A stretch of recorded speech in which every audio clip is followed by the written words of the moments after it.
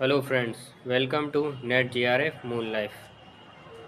Today we are going to discuss UGC NET History Syllabus second part Medieval History. So let's start. Hello दोस्तों, हम आ गए हैं मिडावल history पर। इसमें आपकी फोर्थ फिफ्थ सिक्स यूनिट आती है। इस यूनिट में पढ़ते समय ध्यान रखें कि बिल्कुल पूर्वाग्रह ना रखें, क्योंकि यह विदेशी आक्रांता हैं जो हमारे देश में आए और उनने रूल किया। तो हम शुरू करते हैं। हर यूनिट में आपको सोर्सेस का ध्यान रखना है, ठीक है।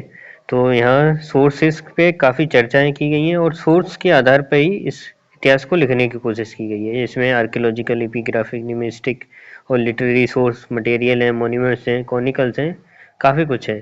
तो इसलिए ध्यान रखें कि ये एक काफ़ी विस्तृत और विशाल इतिहास का एक कालखंड है, ठीक है। तो पहले ही में यूनिट 4 में पहले ही टॉपिक है आपका sources of medieval Indian history. फिर इसके बाद आपका आता है पॉलिटिकल डेवलपमेंट। तो फोर्थ यूनिट में आपका पॉलिटिकल डेवलपमेंट के बारे में बात है। फिफ्थ यूनिट में एडमिनिस्ट्रेशन एंड इकोनॉमी है और सिक्स यूनिट में आपका सोसाइटी एंड कल्चर, ठीक है। तो शुरू करते हैं। तो फोर्थ यूनिट में है आपके सोर्स हो गए, ठीक है। कहाँ है सोर्स? ये एक सेकेंड। हाँ, ये आपका सोर्स हो गया मिडाइवल हिस्ट्री का, ठीक है। और भी चीज़ें हो गई। इसके बाद पॉलिटिकल डेवलपमेंट हो गया, दिल्ली सल्तनत है, ठीक है। दिल्ली सल्तनत में आपको जो भी हैं, अब जैसे सांस शुरू होता है, जैसे टर्क हैं, खिलजी हैं, तुगलक हैं, सैयद हैं, लोधी हैं, ये सब हैं। इनने राज किया है। इनके बारे में आपको विस्तृत अध्ययन करना है, ठीक है। इनके जो भी पॉलिटिकल एजेंडा थे, इनके जो भी रिफॉर्म्स थे, उन पे गौर करना है। फिर इसके बाद आता है मुगल डायनेस्टी। मुगल एम्पायर में बाबर, हुमायूं, अकबर, सूरी, अकबर, औरंगजेब, इनके बारे में आपको अध्ययन करना है। फिर लेटर मुगल हैं, विजय और ब्राह्मण बेमनी समाज है। और इसके बाद है राज ऑफ मराठास। तो यूनिट 4 में आप गौर करें, विजयनगर एक इम्पोर्टेंट टॉपिक हो जाता है आपका, मुगल और सल्तनत। इसके अलावा मराठा, मराठा भी आपका एक विस्तृत टॉपिक है जिसे आपको कवर करना चाहिए। और उसके अध्ययन के लिए मैं आपको ग्रांड ट्रफ की बुक रिकमेंड करूँगा मराठा इतिहास के लिए। और हिंदी मीडियम वाले सौरभ चौधरी की बुक को रेफर कर सकते हैं, कि इसमें एक रेफरेंस बुक की तरह ना लें, इसे एक कॉम्प्रिहेंसिव बुक की तरह लें। और ये बुक काफ़ी पतली है, आप इसे आसानी से मुश्किल से 5 से 10 दिन में ख़त्म कर सकते हैं। तो आप उसे रेफ़र कर सकते हैं। इंग्लिश मीडियम वाले जो भी बुक आपको पसंद हो वो पढ़ सकते हैं, ठीक है। इसके अलावा कोशिश करें कि एमसीक्यू प्रैक्टिस करते रहें बराबर, ठीक है। नेक्स्ट टॉपिक आता है अपना फिफ्थ यूनिट। फिफ्थ यूनिट में हमें एडमिनिस्ट्रेशन एंड इकोनॉमी पे गौर करते हैं। इसमें हर सल्तनत, मुगल, शेरशाह और इसके बाद आपके मराठा, इन सब का एडमिनिस्ट्रेशन और इकोनॉमी कैसा था इनका, इस पर विस्तृत चर्चा होती है इस टॉपिक में। जैसे सल्तनत के अंदर nature of state, theocratic, theocentric, central province, local administration, law of succession.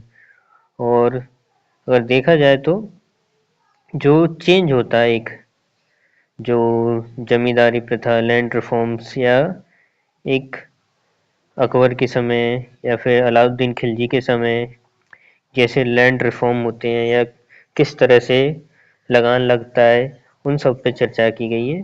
जैसे शेरशाह सूरी में मनसबदारी, जागीरदारी है।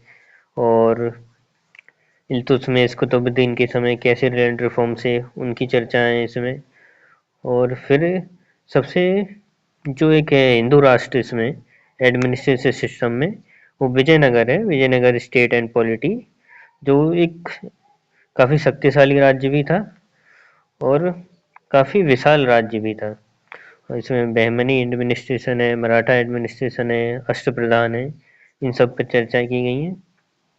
इसके बाद आपका ये फ्रंटियर पॉलिसीज अंडर दिल्ली सल्तनत एंड मुगल, इस पर आप गौर करना, ये किस तरह से इनके विदेशी संबंध या पड़ोसी राज्यों से कैसे संबंध थे। फिर इसके बाद inter state relation during the सल्तनत एंड मुगल, और agriculture production and irrigation system, ठीक है। एग्रीकल्चर लॉन है, अर्बनाइजेशन है, डेमोग्राफिक स्ट्रक्चर है। फिर इसके बाद है इनमें industries, cotton, textile, handicraft, agro based industry, organisation, factories, technology. हाँ, मिडाइवल हिस्ट्री में सबसे ज़्यादा गौर करने वाली चीज़ है एक तो ट्रेड एंड कॉमर्स वाली, कि वहाँ का जो ट्रेड होता है वो कैसे ट्रेड होता था।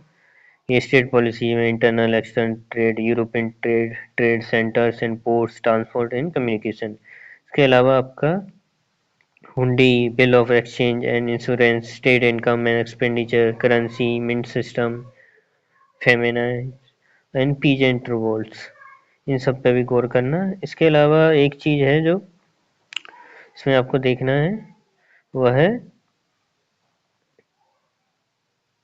तो हाँ, इसमें गौर करने वाली बात है कि आप scientific development in medieval history, जो भी वैज्ञानिक खोजें, पद्धतियाँ या नए नए इन्वेंशन मिडाइवल हिस्ट्री में होते हैं, उनसे भी काफ़ी सारे क्वेश्चन बनते हैं, तो उन पर भी गौर करें। इसके बाद आपका आता है नेक्स्ट पार्ट, ये society and culture. Society and culture काफ़ी इजी टॉपिक है और काफ़ी एक गंगा यमुना संस्कृति को जोड़ता हुआ दिखाई देता है। इसमें इसमें सूफी हैं, भक्ति मूवमेंट है, और सूफी इसमें इनके ऑर्डर्स, बिलीफ्स, प्रैक्टिसेस, लीडिंग सूफी संत, सोशल सिंक्रोनाइजेशन भी है, जैसे चिश्ती हो गए, नक्शबंदी हो गए, फिरदौसी हो गए। ठीक है, भक्ति मूवमेंट में आपके सेविज्म, वैष्णविज्म, शक्तिज्म। ठीक है, और जो भी संत मिडाइवल पीरियड के नॉर्थ साउथ के, इनका क्या इम्पैक्ट था, सोशियो इकोनॉमिक इम्पैक्ट या कल्चरल इम्पैक्ट क्या था, इस पर चर्चा होती है। फिर आपका सिख मूवमेंट, इसी समय गुरु नानक देव, उनकी टीचिंग और प्रैक्टिस, इनके ऊपर भी गौर करें।